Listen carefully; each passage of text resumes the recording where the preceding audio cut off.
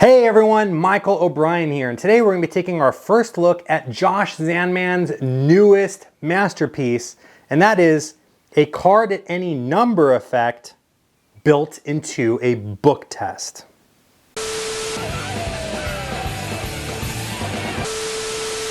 Hey everyone, Michael O'Brien here, and welcome back to another first look video where our job is to take a closer look at some of the latest and greatest magic products before they've even hit the shelves. And today, we're gonna be taking a look at A Christmas Carol. This is the newest addition to the Zandman book test series, and the first of its kind to feature a card at any number method built into the book test.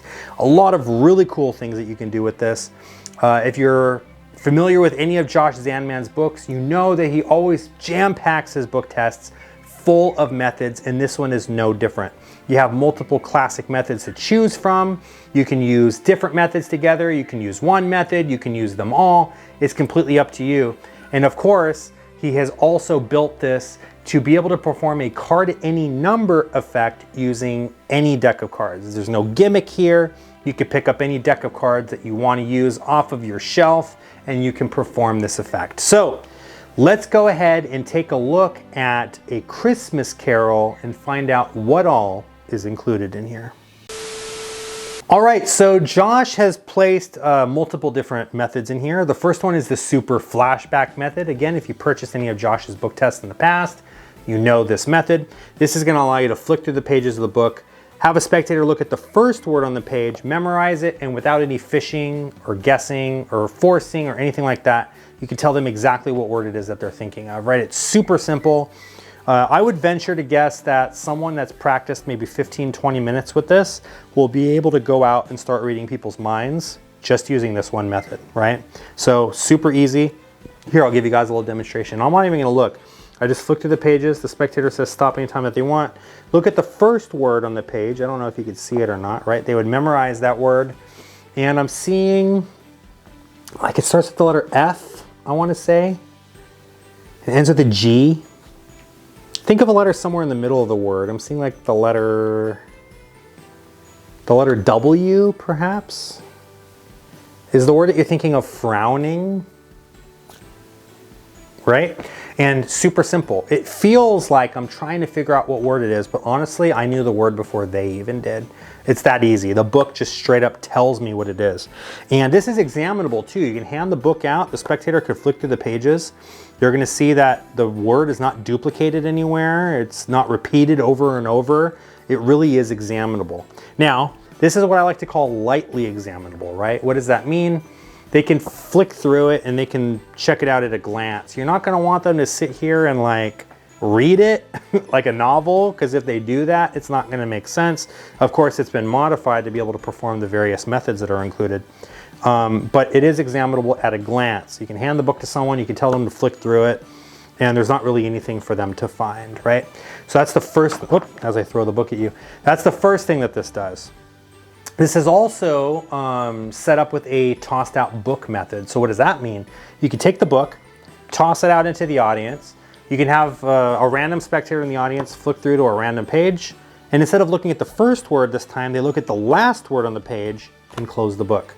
Then you hand it to another spectator, have them do the same thing. They flick through a random page, look at the last word on the page, close the book, and then another spectator and another spectator, and you have them do this until 5 different spectators are each thinking of a word.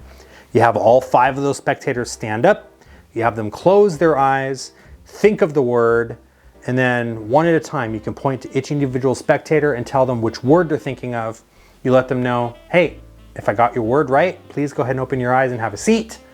All 5 spectators sit down, and it is a really quick and easy way to read 5 different spectators' minds at once. And it's 100% self-working. You don't have to memorize anything to be able to do this. And if you want to perform a surefire miracle, at the very least, if you can memorize 5 words, this is gonna be perfect for you.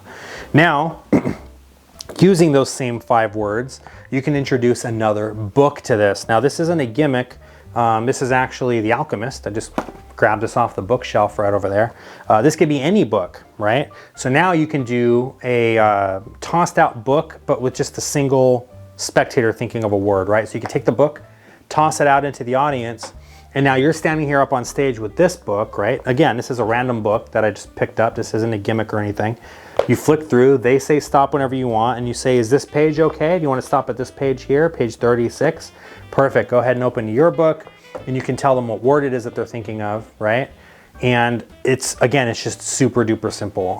In order to do this, again, you just have to memorize 5 words. But if you can memorize those 5 words, you will be able, with 100% accuracy, to be able to tell the spectator exactly what word it is that they're thinking of.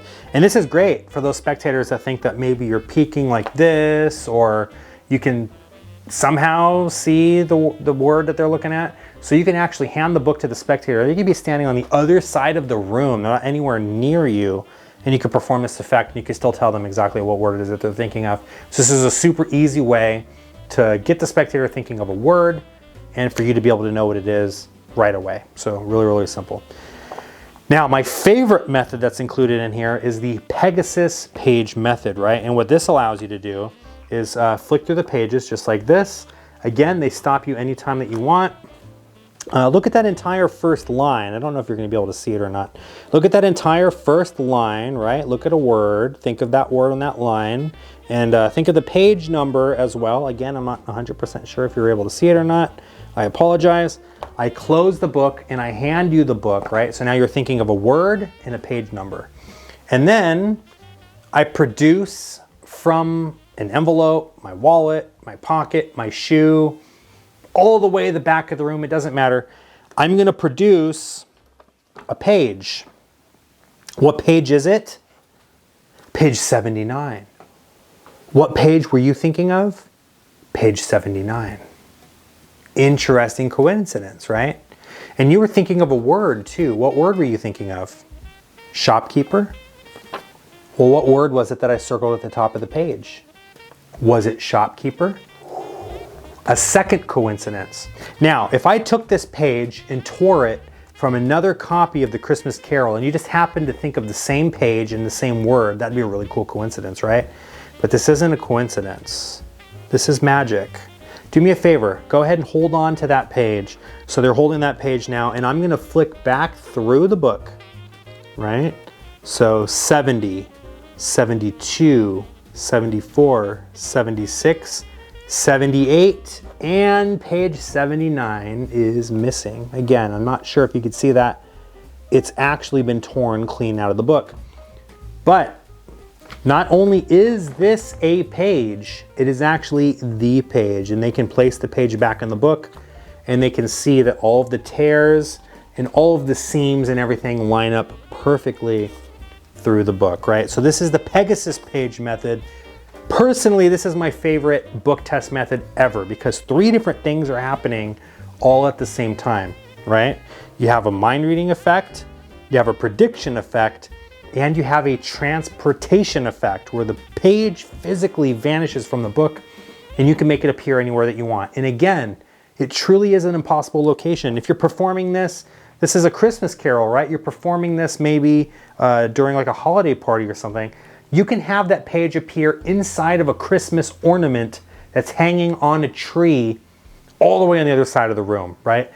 It really is an impossible location, and you can choose whatever that impossible location is before you perform the effect. So you have plenty of time to go set this up and make sure that it's perfect exactly the way that you want it, right? So those are the self-contained methods inside of A Christmas Carol.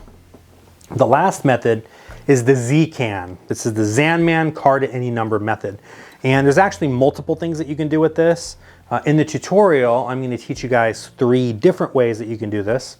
By the way, I'm the one doing the tutorial, so if you enjoy listening to the sound of my voice, you're welcome.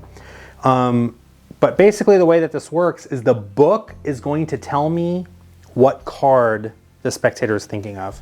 It's going to tell me the card that they're thinking of, and it's going to tell me what position in the deck that card is, so I can do a card at any number, right? So let's just say, for example, I want to flick through the pages of the book, and the best part is, by the way, I don't have to know the page number. I can do it like this, and the spectator can look at the page number and not tell me what it is. And they can deal the cards, and they can do all of it, and it's still going to work, right? So I flick through the pages like this. They say stop, right? So they're going to look at the page number. Now, I already know that the card is going to be the 3 of clubs, I already have that worked out because the book has told me. 3 of clubs, that's all I have to know. What the spectator is looking at now is the page number. So in this case, it's page 112, right? So what I'm going to tell the spectator to do, because I can't deal down 112 cards, there's not that many cards in the deck, I'm going to tell them to just look at all 3 of those numbers and just add them together, right? So 1 plus 1 equals 2, plus 2 equals 4, and then deal down that many cards. And again, I don't have any control over the cards. I don't know the page number. They've been holding on to this deck the whole time. And what did I say? 3 of clubs, right? So the 4th card down, they're going to deal. So 1, 2, 3. The 4th card down should be the 3 of clubs. Let's see. 3 of clubs. No sleight of hand, no gimmick, none of that stuff. It's just, it works every single time. And the book is going to tell you the card. Now, again, you can perform this like a card at any number type effect. You can use this to just force a card if you want to. Or, my favorite thing that you can do with it, the double prediction effect, where you can predict a thought of word and a thought of card before they even choose anything, right? So I watch. I'm just going to flick through the pages like this. They say stop whenever they want. Go ahead and look at the first word on the page, and I want you to look at the page number. And I already know that my prediction is going to be love, 6 of spades. Love, 6 of spades, right? So I'm going to make my prediction. I'm going to write that prediction down. I'm going to set it down. And now my prediction has been made. It's completely out of my control.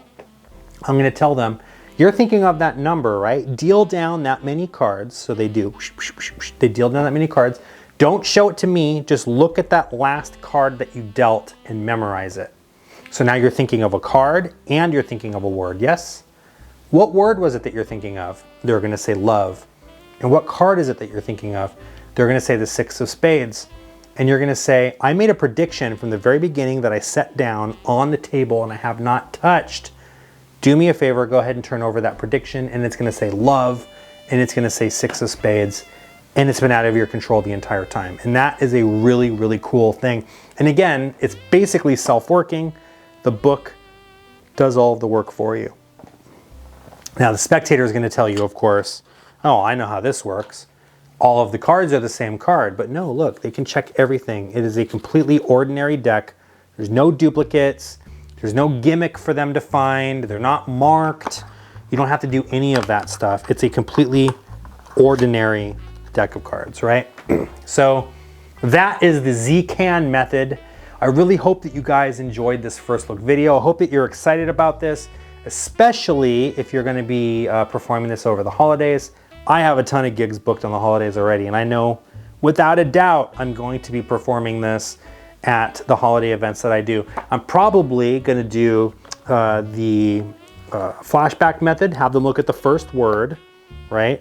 Think of the first word. I read their mind and tell them what word they're thinking of. And then I do it again, only this time not the first word on the page. Any word on that first line, they're going to memorize it, memorize the page number, close the book. And then another spectator is going to think of a word and a page number, and I close the book, right? So now the first spectator, I reveal their word to them. The second spectator, I reveal the Pegasus page, and then the third spectator, I reveal the prediction using the Zandman method. So really, really cool stuff. I'm super excited to get this in your hands. Check out the link in the description below if you guys want to buy this. This will be on pre-sale for just a limited time. So take advantage of that pre-sale, get your discount and all that good stuff. And if you're not already joined up in the Zandman Facebook group, please do that. The Zandman Book Test Facebook group. I'm in there, Josh Zandman's in there. And there's a whole community of people that love mentalism, they love book tests, and they love Josh Zandman's work. And a lot of times what will happen is we'll share our ideas. Someone posted in there just the other day with a really cool idea that I had never thought of that you could do with the book test that Josh has already put out. And now I'm already thinking, you know what? How can I incorporate these different ideas into the way that I'm doing it? So please join that club. See you guys there. Happy holidays. And until next time, everyone, I'll see you in the next First Look video. Take care.